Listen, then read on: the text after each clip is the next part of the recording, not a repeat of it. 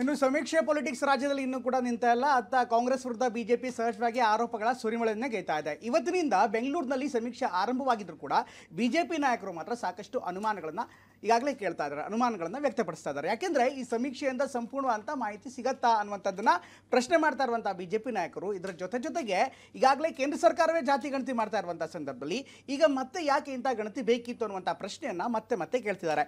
ಇನ್ನು ಕಾಂಗ್ರೆಸ್ ನಾಯಕರು ಕೂಡ ಇದಕ್ಕೆ ಎಂದಿನಂತೆ ಕೌಂಟರ್ ಕೂಡ ಕೊಟ್ಟಿದ್ದಾರೆ. ಹಾಗಾದರೆ ಹೇಗಿದೆ, ಏನಾಯಿತು ನೋಡೋಣ ಬನ್ನಿ.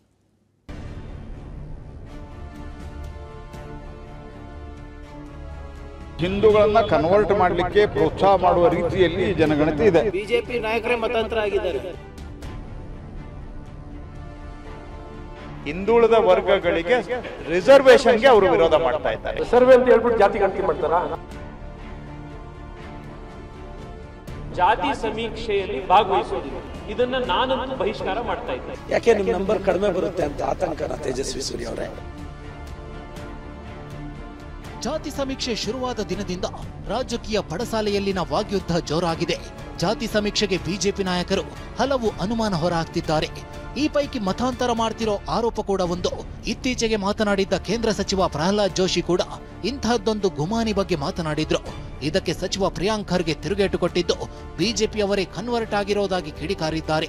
ಕ್ರಿಶ್ಚಿಯನ್ ಬ್ರಾಹ್ಮಣ, ಕುರುಬ ಲಿಂಗ ಕ್ರಿಶ್ಚಿಯನ್ನು ಇದೆಲ್ಲ ಏನಿದೆ ಲೆಕ್ಕ ಇದೆ ಅಂದ್ರೆ ಹಿಂದೂಗಳನ್ನ ಕನ್ವರ್ಟ್ ಮಾಡಲಿಕ್ಕೆ ಪ್ರೋತ್ಸಾಹ ಮಾಡುವ ರೀತಿಯಲ್ಲಿ ಜನಗಣತಿ ಇದೆ. ಮೊದಲು ಜೋಶಿ ಅವರು ಚೀನಾರಾಮು ಅಂತ ಇದ್ದಾರೆ ಬಿಜೆಪಿಯಲ್ಲಿ. ಅವ್ರೇನ್ ಹೇಳಿದ್ದಾರೆ ಅಂದ್ರೆ ಬಿಜೆಪಿ ನಾಯಕರೇ ಮತಾಂತರ ಆಗಿದ್ದಾರೆ. ಬಿಜೆಪಿಯವರು ಜೋಶಿ ಅವರು ಗರ್ವಾಪ್ಸಿ ಅವರ ಪಾರ್ಟಿನಲ್ಲಿ ಮಾಡ್ಲಿ ಫಸ್ಟ್, ಆಮೇಲೆ ಬೇರೆಯವರಿಗೆ ಉಪದೇಶ ನೀಡಲಿ. ಜಾತಿ ಸಮೀಕ್ಷೆಯಿಂದ ಹಿಂದುಳಿದ ವರ್ಗಗಳ ಅಭಿವೃದ್ಧಿ ಆಗುತ್ತೆ ಅನ್ನೋದು ಕಾಂಗ್ರೆಸ್ ನಾಯಕರ ಸಮರ್ಥನೆ.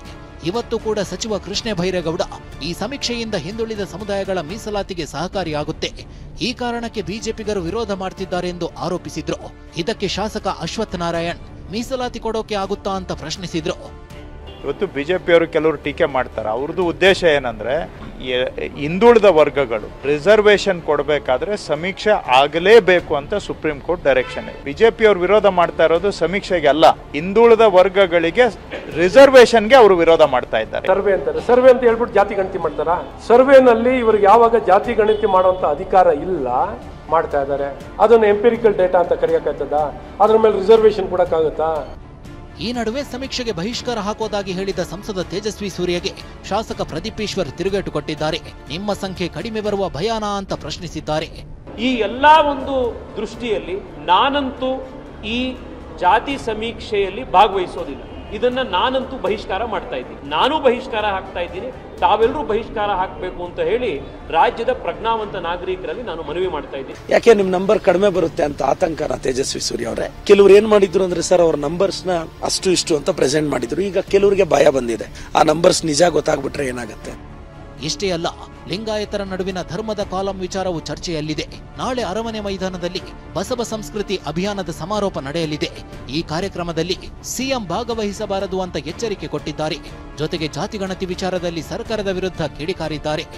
ಮುಖ್ಯಮಂತ್ರಿಗಳು ಪ್ರತ್ಯೇಕ ಲಿಂಗಾಯತವಾದಿಗಳ ಪರವಾಗಿದ್ರು ಅನ್ನುವಂತಹ ಒಂದು ಗಾಳಿ ಬಂದ ಪರಿಣಾಮ ಅವತ್ತಿನ ದಿವಸ ಪಕ್ಷ ಯಾವ ಸ್ಥಿತಿಗೆ ಬಂತು ಅಂತಕ್ಕಂತಹದ್ದನ್ನ ಎಲ್ಲಾ ಪಕ್ಷದ ಮುಖಂಡರು ನೆನಪು ಮಾಡ್ಕೋಬೇಕು ಅನ್ನುವಂತಹ ಒಂದು ಸೂಚನೆಯನ್ನ ಈ ಸಂದರ್ಭದಲ್ಲಿ ಕೊಡ್ಲಿಕ್ಕೆ ಬಯಸ್ತೇವೆ. ಬಹುಶಃ ಸರ್ಕಾರದ ನಿರ್ಧಾರವೇ ತಪ್ಪು ನಿರ್ಧಾರ. ಈ ಜಾತಿ ಗಣತಿ ಅಂತಕ್ಕಂಥದ್ದೈತಲ್ಲ, ಕೇವಲ 15 ದಿವಸದಲ್ಲಿ ಈ ಅಖಂಡ ಕರ್ನಾಟಕದ ಒಂದು ಗಣತಿಯನ್ನ ಮಾಡ್ತೀವಿ ಅಂತಕ್ಕಂಥದ್ದು ಇದು ಒಂದು ವ್ಯರ್ಥ ಪ್ರಯತ್ನ ಅನ್ನುವಂಥದ್ದನ್ನ ಸ್ಪಷ್ಟವಾಗಿ ನಾವು ಹೇಳಬಹುದು. ಜಾತಿ ಸಮೀಕ್ಷೆ ವಿಚಾರ ಒಂದ್ ಕಡೆ ಸಮಸ್ಯೆಗಳಿಂದ ಸದ್ದು ಮಾಡ್ತಿದ್ರೆ, ಮತ್ತೊಂದ್ ಕಡೆ ರಾಜಕೀಯ ನಾಯಕರ ಆರೋಪ ಪ್ರತ್ಯಾರೋಪಗಳಿಗೆ ಆಹಾರವಾಗಿದೆ. ಅನಿಲ್ ಜೊತೆ ಕಿರಣ್ ಹಣಿಯಡ್ಕ, TV9 ಬೆಂಗಳೂರು.